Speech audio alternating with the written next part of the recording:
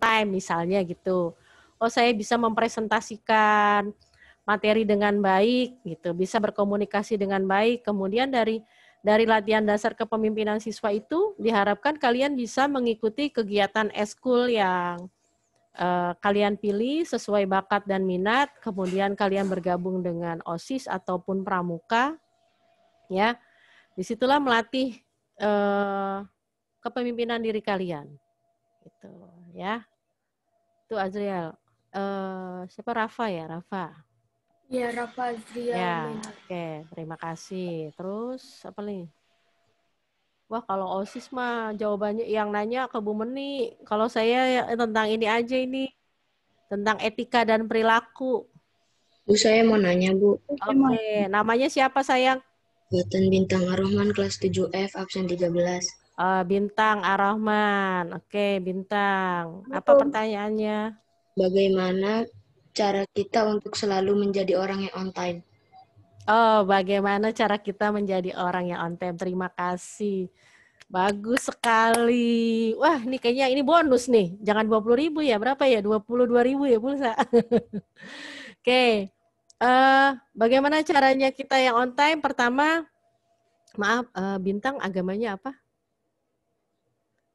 Islam, Bu. Oh, Islam. Oke. Kalau agamanya Islam berarti pagi sholat subuh sayang. Sholat, Bu. Zuhur sholat. Sholat. Asar. Sholat. Maghrib. Sholat. Isya. Sholat. Oke, bagus. Alhamdulillah. Nah, sholatnya itu tepat waktu nggak? Kadang-kadang enggak, Bu. Nah, kita mulai dari situ dulu aja. Ya, kita mulai dari situ dulu. Kita sholatnya 5 waktu, tepat waktu ya. Tepat waktu pas waktunya subuh, zuhur, asar, maghrib, dan isya. Itu yang pertama. Yang kedua, kalau saya berpikirnya begini. Kalau saya berjanji misalnya ada pertemuan gitu ya dengan teman saya misalnya ke kampus gitu. Janji nanti ya Bu Mif jam 10 gitu. Jam 10 pagi misalnya. Maka saya datang jam 9.30.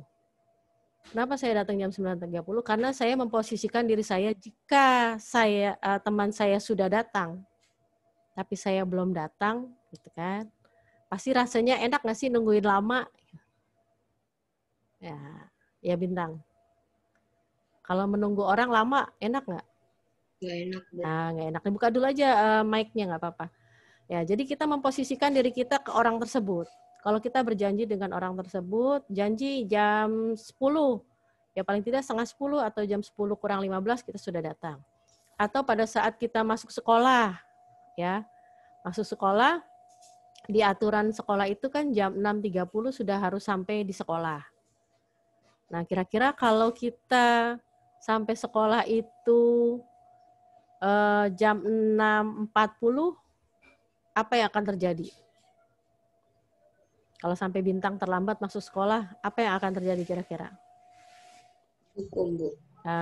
Kena sanksi ya, bukan dihukum, kena sanksi. Misalnya dicatat nih namanya, oh orang ganteng ya namanya Fatan Bintang, terlambat 10 menit. Nah, kan ditegur tuh sama guru BK biasanya ya, 1 kali, 2 kali, 3 kali, nanti orang tuanya dipanggil.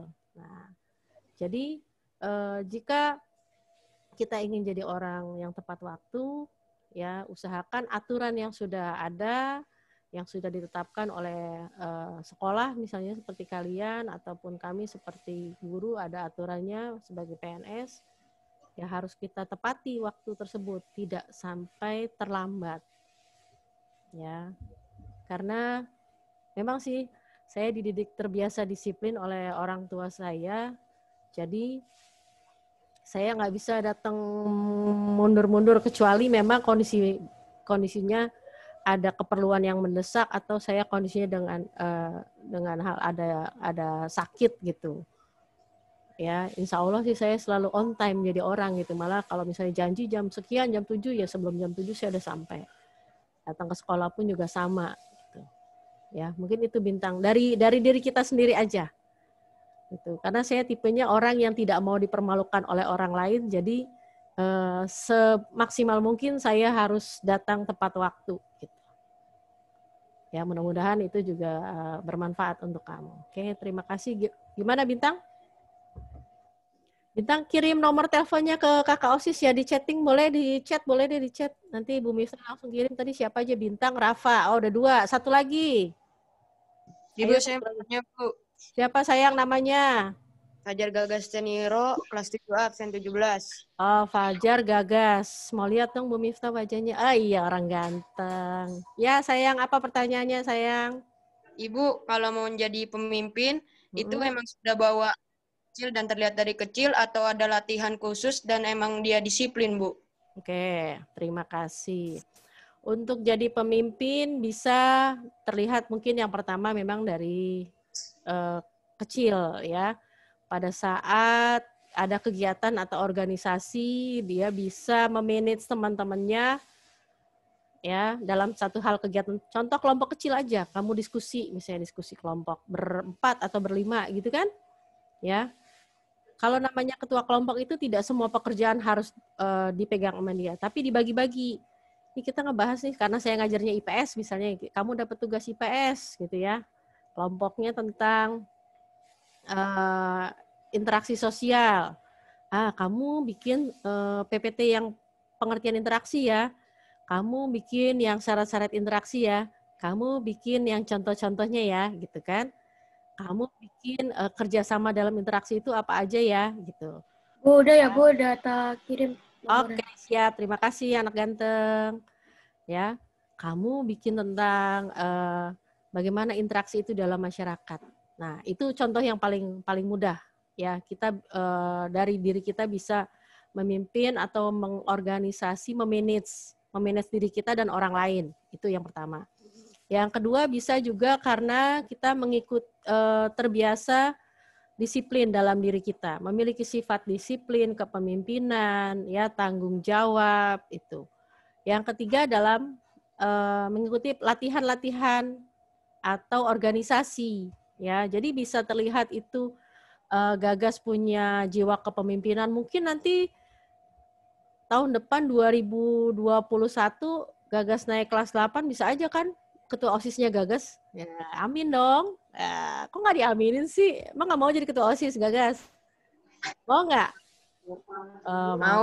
Nah, kita bisa muncul jadi pemimpin dalam hal yang terkecil jadi ketua OSIS atau ketua di Rohis atau di Rokris atau Pramuka atau eskul lain ya dengan cara kita masuk dalam suatu organisasi. Disitulah kita bisa lihat apa yang harus kita lakukan untuk organisasi yang kita ikuti tersebut, ya.